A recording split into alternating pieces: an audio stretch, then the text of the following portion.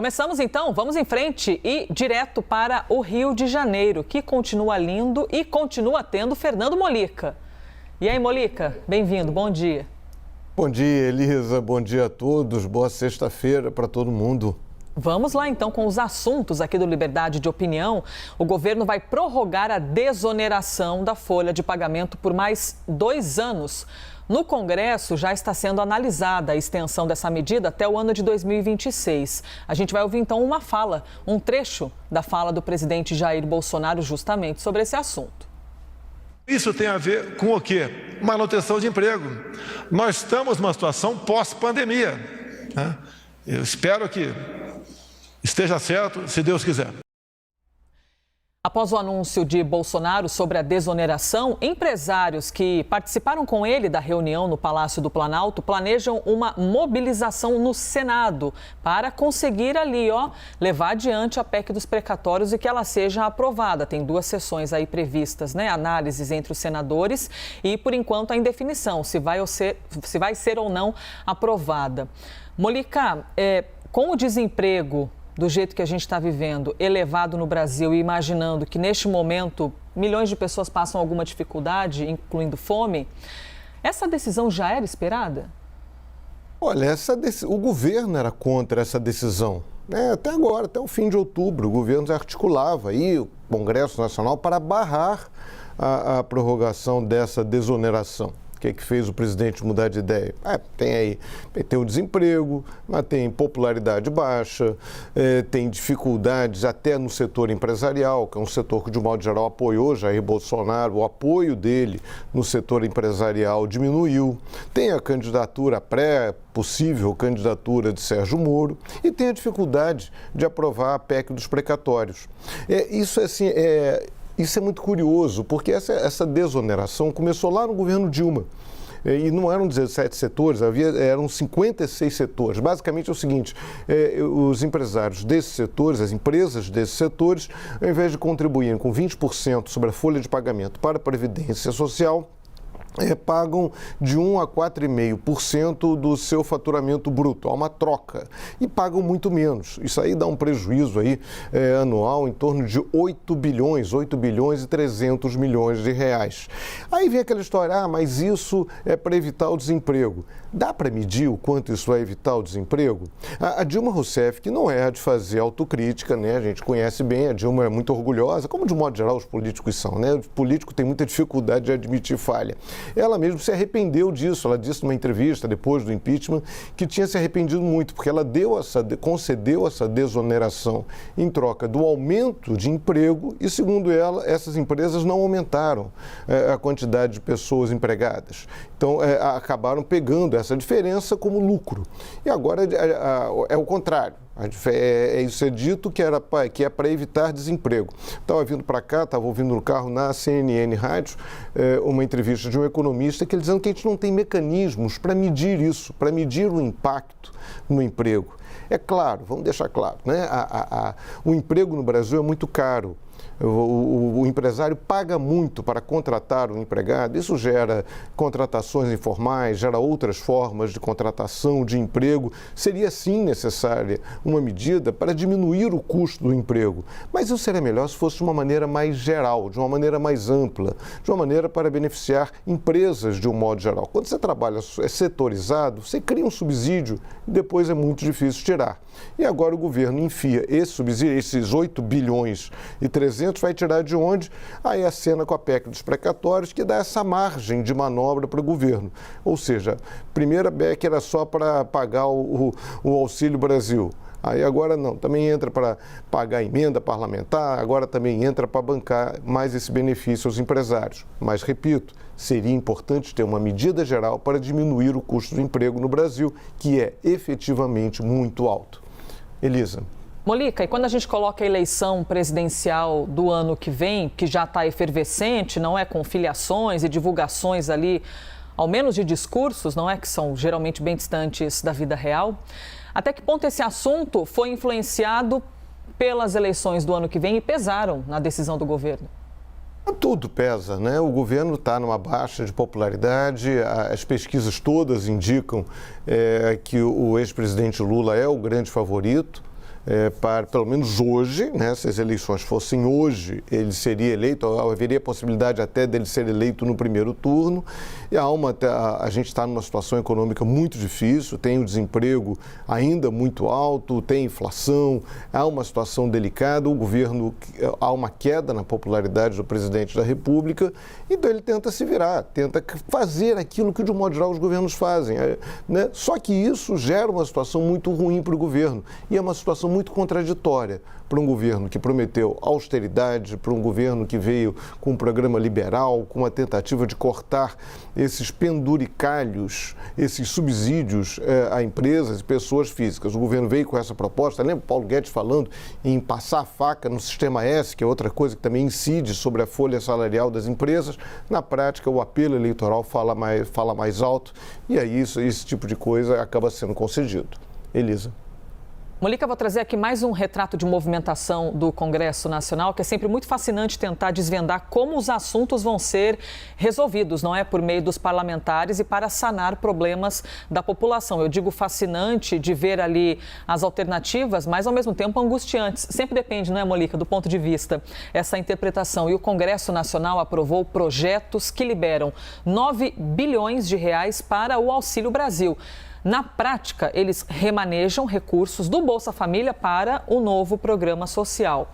Os projetos que garantem que o benefício seja pago já na próxima semana dependem ainda da sanção do presidente Jair Bolsonaro. Mas para o valor chegar em R$ 400, ainda tem uma caminhada e essa caminhada se chama PEC dos precatórios.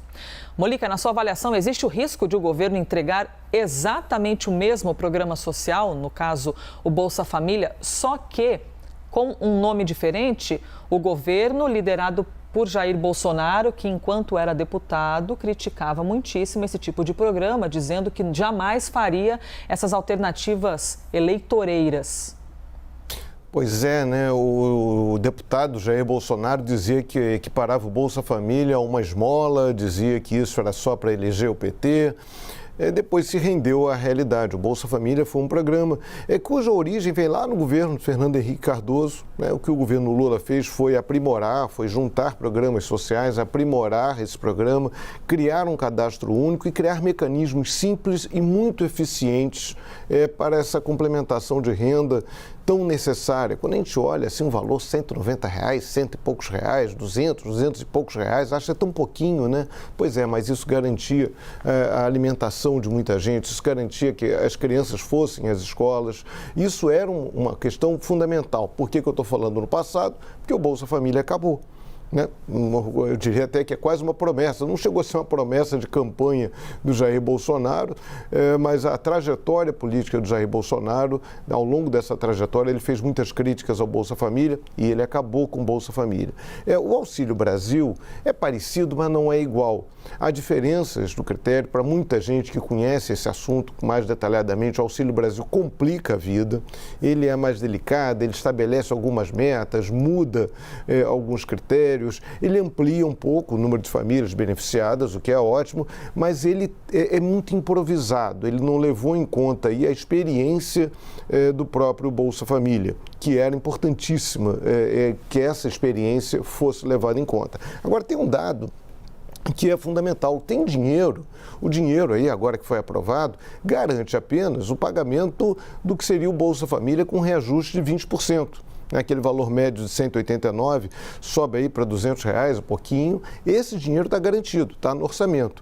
Para chegar aos R$400 por mês, isso aí é preciso aprovar. O governo diz que é preciso aprovar a PEC dos precatórios. Mas essa complementação que chega aos R$400, isso só vai valer para 2022. Até dezembro de 2022.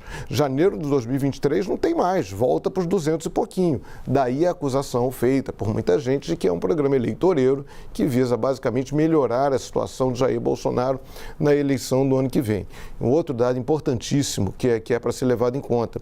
O auxílio emergencial, esse que foi criado pelo Congresso Nacional durante a pandemia, ele atingiu um número de famílias muito maior, chegava aí a 68 milhões de pessoas, a mais de de 30 milhões, 34 milhões de famílias. O Bolsa Família hoje beneficia 14, 15 milhões de famílias, o governo vai levar para 17. Mas mesmo chegando a 17 milhões de famílias beneficiadas com o Auxílio Brasil, isso é muito inferior aos 34 milhões de famílias beneficiadas pelo auxílio emergencial. Tem um gap muito delicado aí que a economia não tem condição de absorver. E isso é um problema sério, eu não diria nem para Jair Bolsonaro, é um problema sério para o Brasil.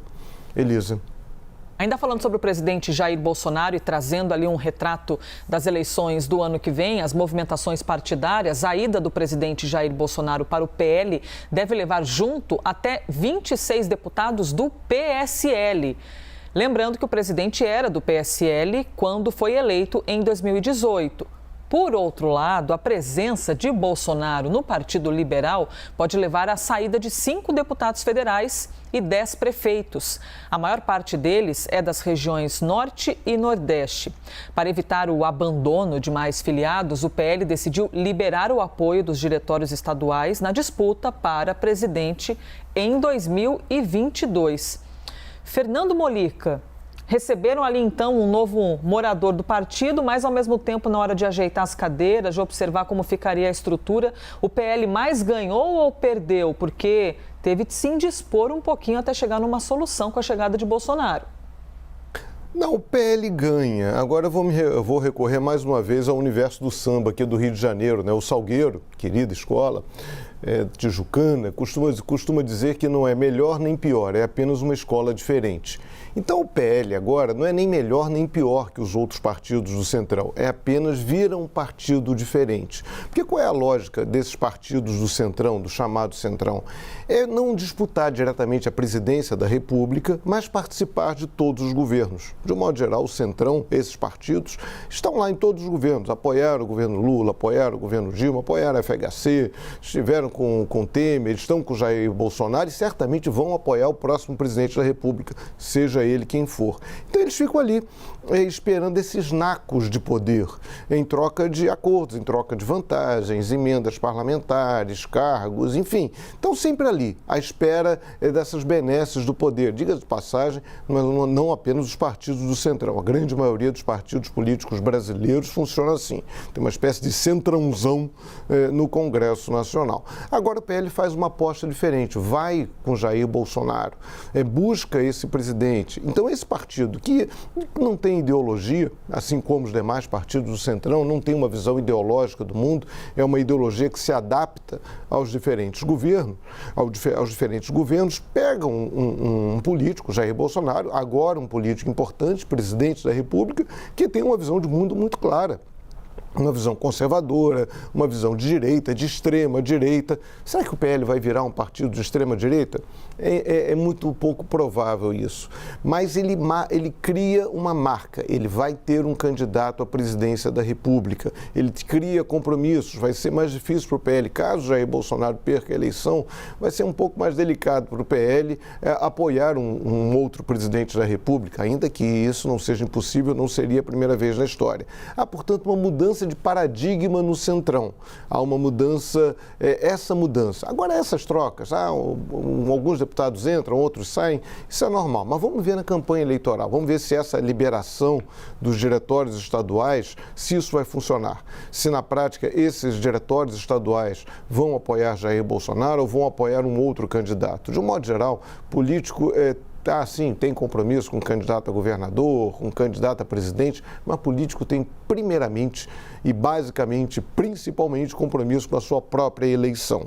Então vai depender muito. Se o Jair Bolsonaro, no ano que vem, estiver bem nas pesquisas, os diretórios tenderão a apoiá-lo, os diretórios do PL. Se ele não estiver bem nas pesquisas, eles vão para outro candidato, mesmo que por debaixo dos panos. A gente viu isso é comum acontecer nas eleições, a gente viu isso basicamente agora em 2018 com o PSDB, que abandonou o Alckmin em muitas áreas do PSDB, muitos setores abandonaram o Alckmin e grudaram lá no Jair Bolsonaro. Mas, enfim, aí não dá para fazer, não dá para ter bola de cristal, né? Dá para a gente apenas se basear na história para tentar projetar diferentes cenários para o futuro. É com você, Elisa. E se você tivesse a resposta exata, poderia ficar rico, não é, Molica? Aquela resposta de R$1 milhão, quem poderia prever o futuro? Mas deixemos o futuro no futuro, não é? Pois é, não, e aqui no Brasil o futuro, a gente não confia nem no passado no Brasil, né? A gente tem dificuldade até de analisar o passado, saber exatamente o que aconteceu no passado, imagine o futuro. Aí é pedir demais, né? Fernando Molica, jornalista, autor de livros. Molica, bom dia, obrigada, viu? Obrigado a vocês, um ótimo fim de semana para você, Elisa, um ótimo fim de semana para todo mundo.